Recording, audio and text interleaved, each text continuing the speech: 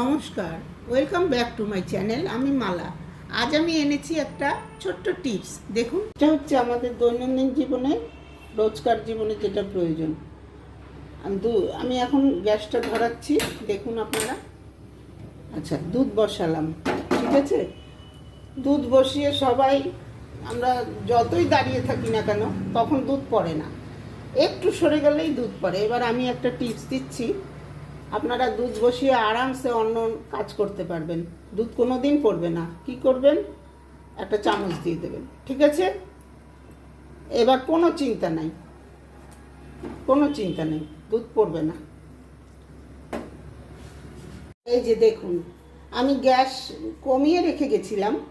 Gas কমিয়ে রাখলেও অনেক সময় পড়ে যায়। আমি এই দুধ বসিয়ে কত কাজ করে আসলাম, এবার দেখুন এক ফোঁটাও দুধ পড়ছে না। এই যে চামচটা, স্টিলের চামচ, কিন্তু ভেতরে দিয়ে রেখেছিলাম, তাই দুধ পড়েনি। কমিয়ে রাখলেও অনেক সময় দুধ পড়ে যায়, গ্যাস নষ্ট হয়, দুধ পুড়ে যায়। স্টিলের একটা চামচ, ছোট্ট বাটি হোক, কিছু হোক, স্টিলের দিয়ে রাখবেন, কোনো দিন দুধ পড়বে না। গ্যাসের ফ্লেম অবশ্যই কমানো থাকবে, ঠিক আছে।